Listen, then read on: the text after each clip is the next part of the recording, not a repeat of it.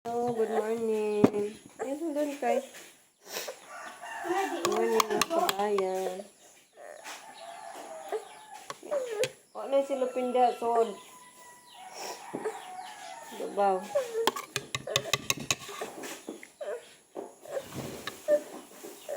Ablaw lang mama. Kasi mama raman mag-eat. Ayaw kumain talaga niya. Punta kami ng ospital. Magpapa-admit na naman kami kay Liam. Kasi ilang araw na yung lagnat niya. Hindi pa rin nawawala. Tsaka ayaw niyang kumain.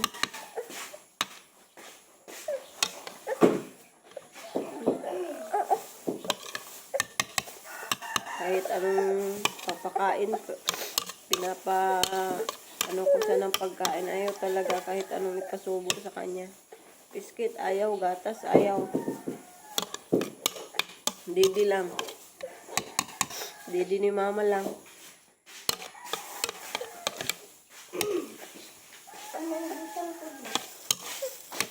Puksok di ako dito sa kong kilig.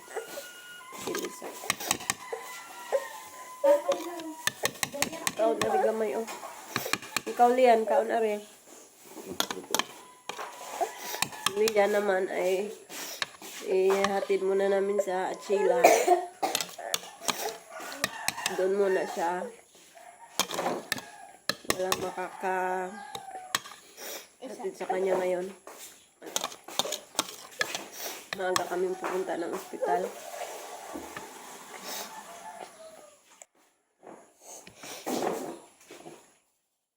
Sila pala gatas. Dalang din yung gatas. Kaya palit. Sige kayo makakita. Itas magpain. Gusto ko magpain sa'yo.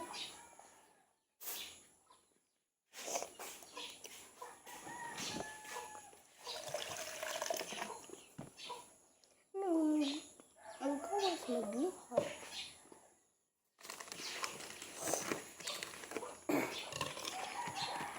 Ay ko andi. Yung guna na yung sampuraduha di.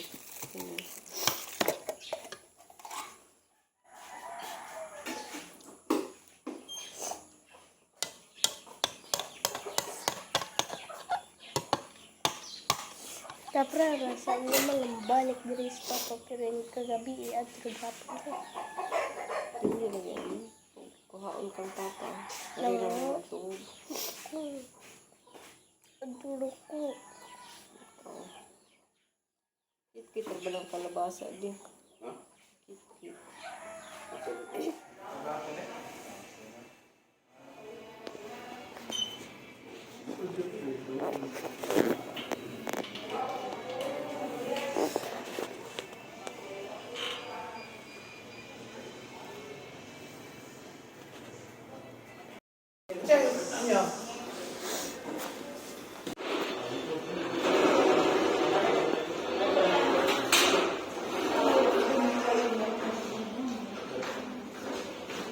Ayan mga kabayan, finally, nandito na kami sa ward.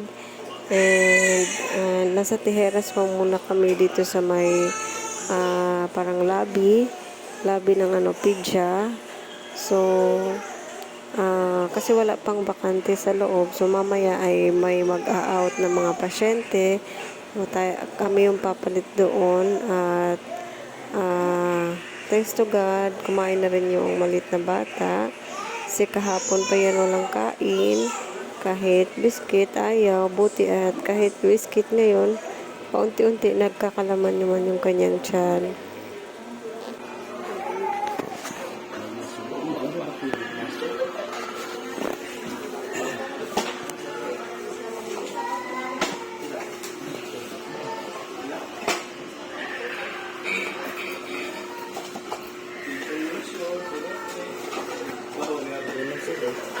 Yes, kilid-kilid.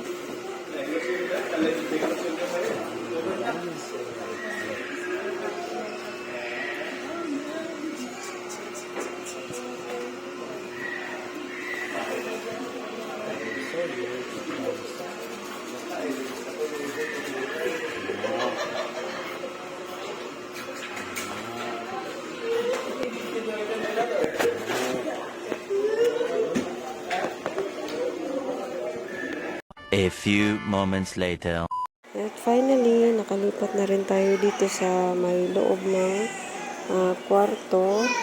And mas, ano na siya, nasa hospital bed na kami. Mas komportable siya kaysa doon sa tihiras lang dahil hindi tayo nakakahiga. So, ngayon naman ay magpapainom muna ako ng gamot.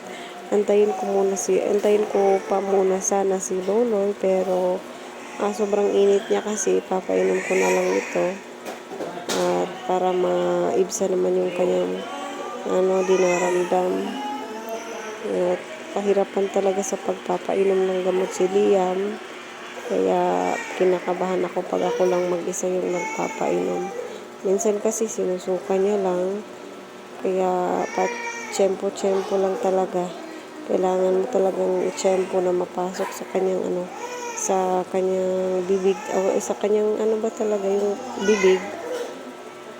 At kahit kasi ginagamitan namin ng syringe ay binabalik niya palabas yung gamot. So paano na lang talaga, pa-tsempo-tsempo na hindi masayang yung gamot para naman tumalab din sa kanyang katawan.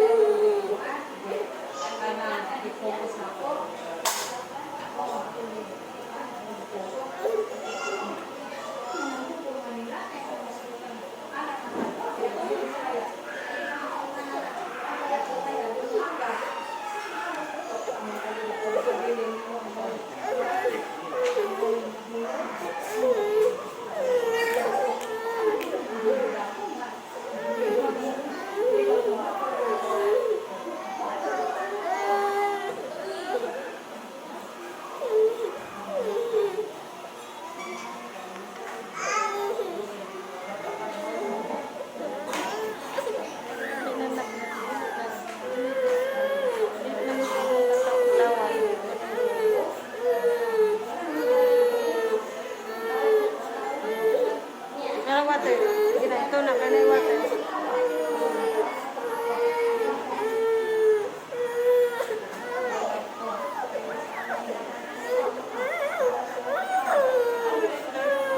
Ito magmumad. Dara water.